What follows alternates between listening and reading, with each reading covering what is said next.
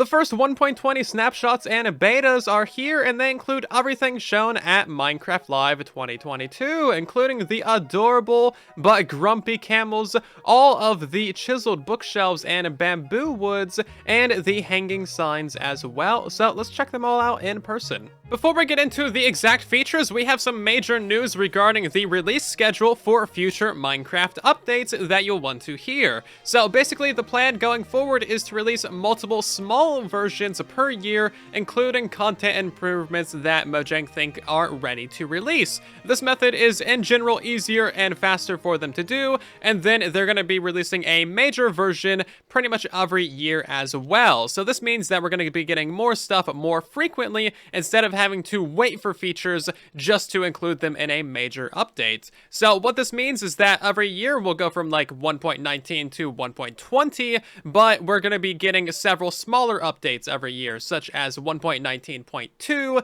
1.19.3. This means more updates with new features more often. Personally, I think this is a good idea, as this allows Mojang more freedom and flexibility to do what they want, and it also means that we get new features more often, even though those features are likely going to be smaller. This is going to help keep the game fresher, more updated, and give us something new to play with every few months. This is part of Mojang's content strategy going forward. As you probably noticed, they only showed 4 features at Minecon: the camels, bookshelves, signs, and bamboo wood. All those features are 100% done for the most part, so that's why they were safe showing them at Minecon. There are going to be other features in Minecraft 1.20, we just don't know what they are yet, so pretty much every snapshot going forward is probably going to include some new features, bug fixes, and parity that we weren't aware of. This is going to allow them to fully flush out the 1.20 update and give us some things that we were not expecting. Probably the first thing you want to know is what's up with the camel. Well, it is adorable. Look at that beautiful little face. It's got cute little wiggly ears. It is basically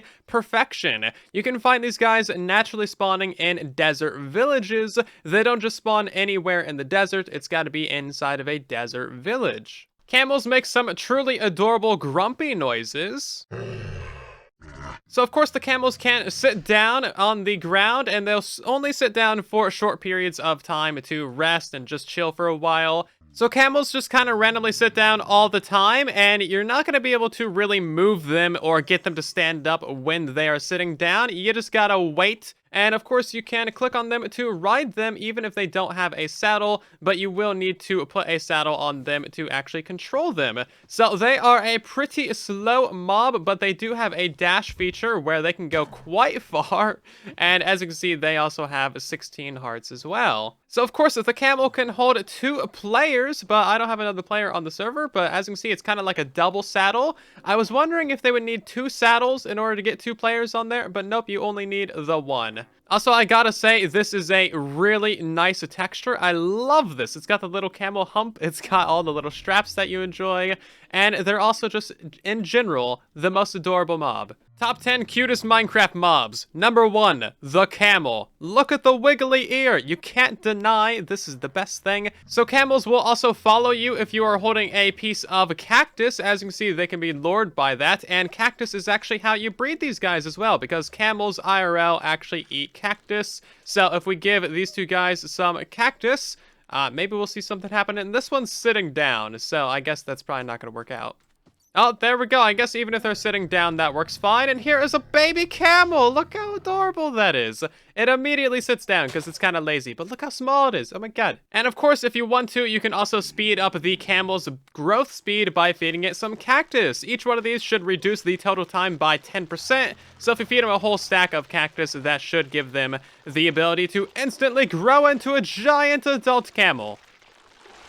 There we go. Big camel. Big camel. I like it. So of course the camels come with some combat abilities. Because they are so tall, any of the melee mobs can't really reach you. Besides, it appears spiders, and of course the skeletons can still shoot at you as well. This is kind of terrifying. What happens if we dash into these guys? Nothing happens. I was hoping they would take some damage, but this is nice, I guess. I'm fine with this. Now, if mobs get up on a little ledge next to you, of course, that'll make them taller, so they can still get at you that way.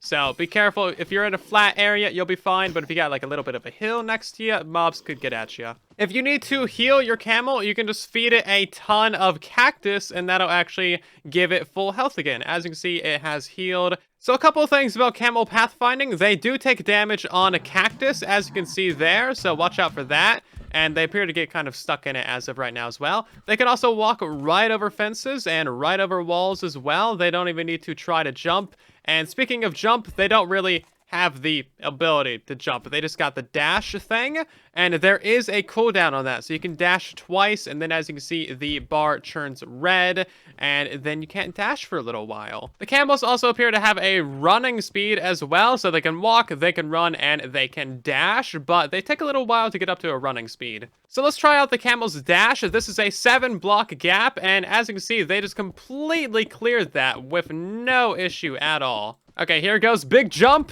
And wow, we can completely clear that as well. That was a 10-block gap, but let's take this up to a 13-block and see just how far they can go. That is some real legs on this camel. Well, it can at least jump over 10 blocks. I'm not sure the exact distance. It appears to be like 11, 12, maybe even 13, but you got to get that jump meter all the way to the maximum, and that's a little bit difficult. So they can really jump. Like, that is pretty far. That'll clear almost every cavern, a lot of these smaller rivers, and probably from mountaintop to mountaintop even. And moving on to the hanging signs. These things are pretty fantastic in just about every way. These are going to completely change the playing field when it comes to builds in Minecraft, and there are 10 different varieties of them. Every type of sign also has a hanging sign. So these things have to be hanging on the flat side of a block. As you can see, if they're standing underneath a block, they got 2 chains. If they're hanging from like a wall, a fence, or a chain, and then they got this like A-shaped chain. You can also place it on the sides of blocks as well for this kind of hanging sign, and this is pretty neat. So you can actually like walk through this, and then the top of this is actually a solid block, so you can't walk through that part,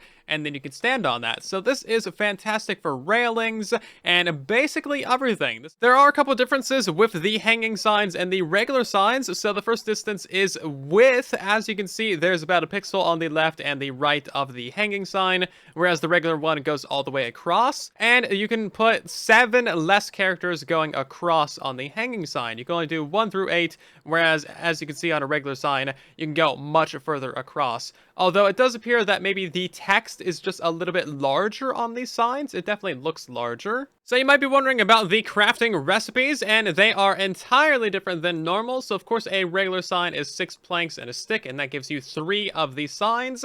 This one you will need 2 chains at the top, and then 6 of the stripped logs at the bottom. As you can see, that is quite the expensive recipe, but it does give you 6 of the hanging signs. So you get twice as much for a lot more wood. Like, let's be honest, this is a lot of wood. I think that might be a little bit expensive. Because these are a hanging block, they have a few more restrictions than standard signs. The standard signs can be placed on like everything ever, but of course these ones can't really be placed on like torches, for example, or the banners, and they can't be placed on like the sides of stairs or other things like that. So they have to have a full flat surface to place on. You can't place them onto the underside of a top slab, for example, and right now you can't place them on the side of that slab either, which I assume is probably a bug because they connect to the top half of a block, so I don't see why you wouldn't be able to place them on the side of a top slab. That definitely seems like a bug. Moving on to the bamboo woods, these are actually really nice blocks. So we got a full set of wood blocks. As you can see, we got signs and hanging signs, bamboo planks, stairs, and slabs, along with the mosaic planks, stairs, slabs.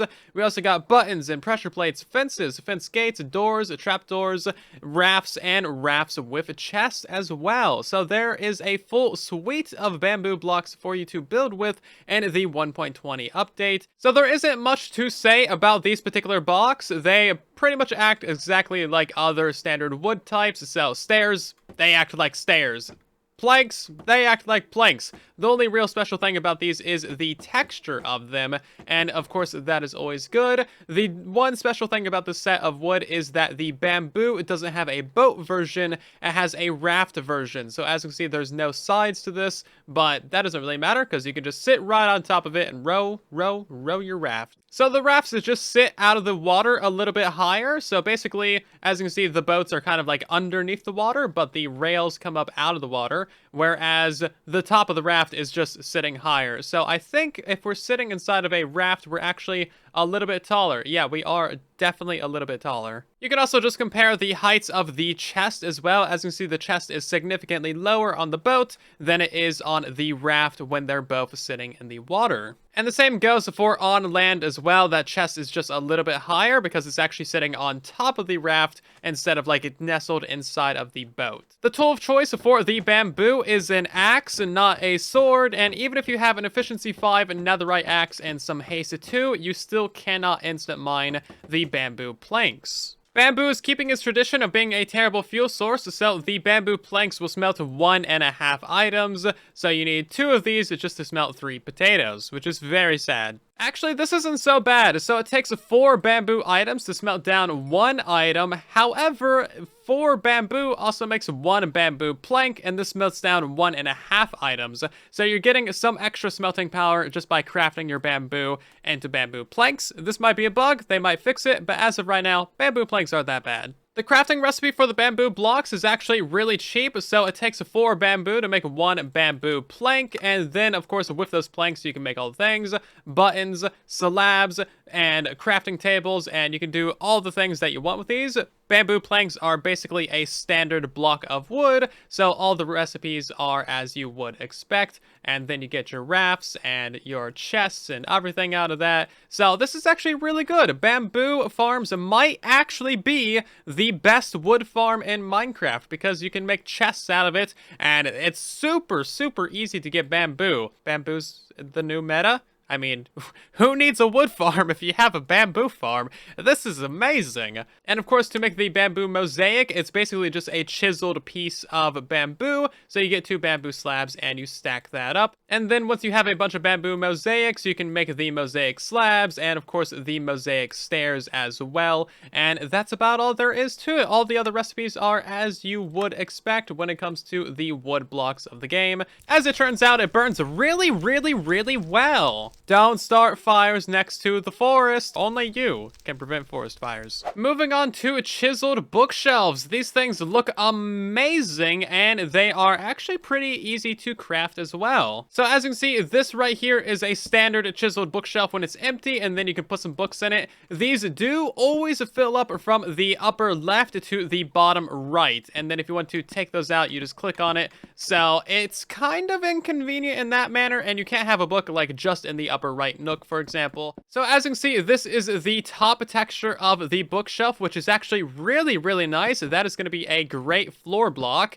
And then the side texture on all the other sides is that lovely, I'm not a builder person, but this looks really, really nice. So as you can tell, the chiseled bookshelf can hold 6 books of any type. So that is 6 of the regular books, or you can put enchanted books in there, or even written books as well. And this has pretty good lore implementation, so you can store your lore in your world and actually take a book off the bookshelf and read it. And of course, you can read the chiseled bookshelf with a comparator, but the mechanics are pretty basic. So for every book that you have in there, you will get 1 signal strength out of it, up to a maximum of 6 signal strength. Now, there is a bug where if you take all the books out, it still has 1. You just got to break it and replace it. This is a snapshot. After all, some things are going to be broken. So enchanted books still give out the same signal strength. So as you can see, if we put 6 enchanted books in there, that is 6 signal strength, even though these are a non-stackable item, so they should give out a significantly higher signal strength,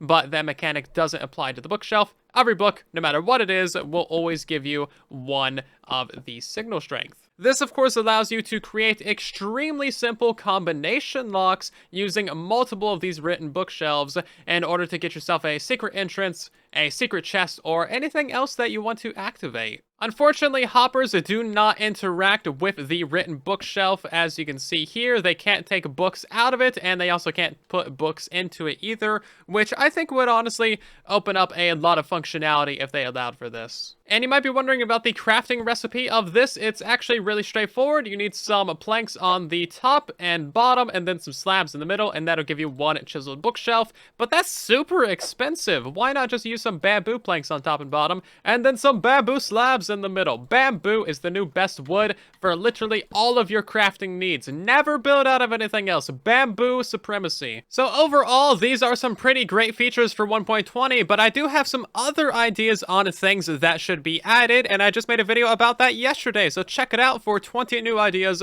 for things that could be added to Minecraft 1.20. And if you're new here, then consider subscribing to make this cute little fella happy, and of course, that way you won't miss other 1.20 content. I'll see you guys down in the comments and in the next one. Thank you for watching, and then there was silence.